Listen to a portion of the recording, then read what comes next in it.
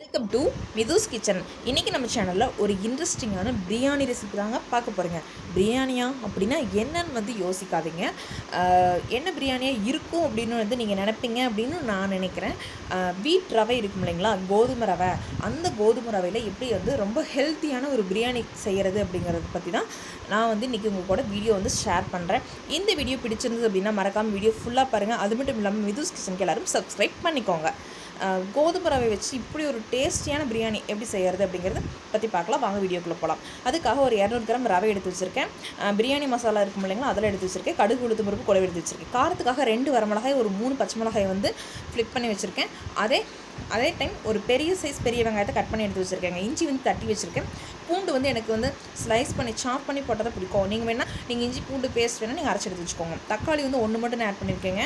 தக்காளியோட ஃப்ளேவர் உங்களுக்கு இன்னும் எக்ஸ்ட்ரா வேணும் அப்படின்னு நினச்சிங்கன்னா இன்னும் 2 தக்காளி எக்ஸ்ட்ரா சேர்த்துக்கோங்க. அண்ட் ஒரு கேரட், ஒரு உருளைக்கிழங்கு எடுத்து வச்சுருக்கேங்க. இது கூடவே உப்பு அண்ட் ஆயில் எடுத்து வச்சுருக்கேன். சால்ட், அவ்வளோதாங்க. அண்ட் இது கூட வேறு என்ன வேணும் அப்படின்னு நினச்சிங்கன்னா கரம் மசாலா, பிரியாணி மசாலா, மஞ்சள் தூள், அவ்வளோதாங்க. ஃபஸ்ட்டு ஒரு பேனில் எண்ணெய் சேர்த்துக்கோங்க. எண்ணெய் சேர்த்துட்டு கடுகு உளுத்தம் பருப்பு, கடலைப்பருப்பு அண்ட் கூடவே பிரியாணி இலை, விரிஞ்சி இலை இருக்கும் இல்லைங்களா, அதை சேர்த்துக்கோங்க. கிராம்பு ஒரு 3 கிராம்பு சேர்த்துருக்கேன். ஒரு சின்ன சைஸ் பட்டை, சோம்பு ஒரு அரை டீஸ்பூன் சேர்த்துருக்கேன். இது கூடவே கல்பாசி இருக்கும் இல்லைங்களா, அது ஒரு ஒரு பிஞ்ச் அளவுக்கு மட்டும் நான் உள்ளே ஆட் பண்ணிக்கோங்க. சேர்த்துட்டு இது கூடவே தட்டி எடுத்து வச்சுருக்கேன் இல்லைங்களா இஞ்சி, அதை உள்ளே சேர்த்துட்டு இந்த மாதிரி நல்லா ஃப்ரை பண்ணுறேங்க. இது கூடவே க்ளீன் பண்ணி எடுத்து வச்சுருக்கேன் புதினா இலைகளை உள்ளே சேர்த்துக்கலாம். கூடவே கறிவேப்பிலையும் உள்ளே சேர்த்துடலாம்.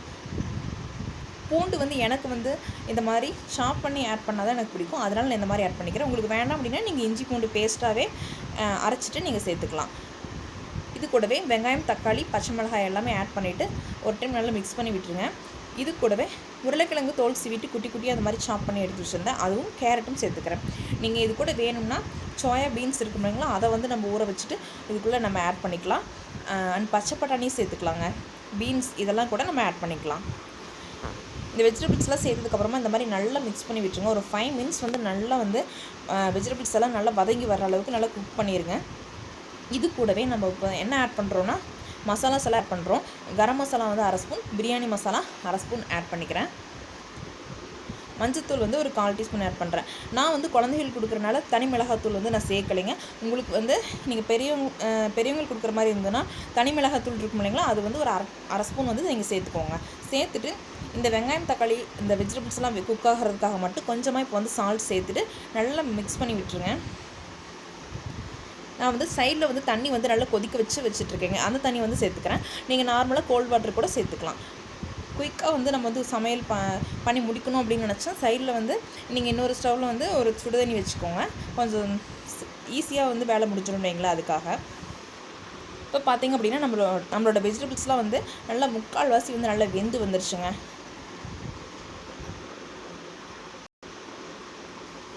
ஒரு லிட் போட்டு கவர் பண்ணி இன்னொரு 5 மினிட்ஸ் வச்சிங்க அப்படின்னா ஃபுல்லாகவே நம்மளுடைய வெஜிடபிள்ஸ் நல்லா வெந்து வந்துடும்.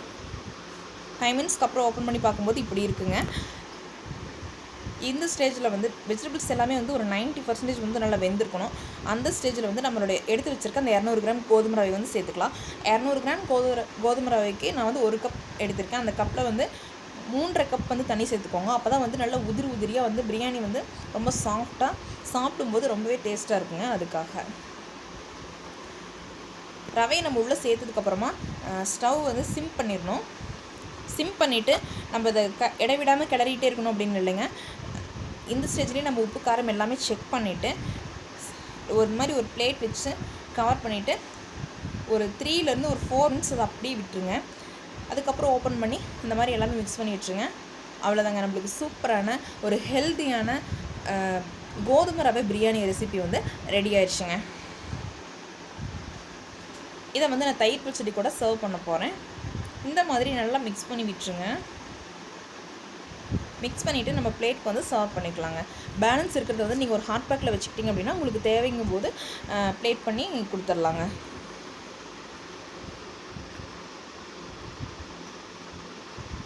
நான் வெங்காயம் மட்டும்தான் தயிர் பச்சடிக்கு ஆட் பண்ணியிருக்கேன். நீங்கள் அதுக்குள்ளே கேரட் துருவி போட்டுக்கலாங்க. ரொம்பவே நல்லாயிருக்கும். இந்த கோதுமை ரவை பிரியாணி வந்து உங்களுக்கு பிடிச்சிருந்தது அப்படின்னா நீங்களும் மறக்காமல் உங்கள் வீட்டில் ட்ரை பண்ணி என்ஜாய் பண்ணுங்கள். தேங்க்ஸ் ஃபார் வாட்சிங். Thank you to all. தேங்க்யூ.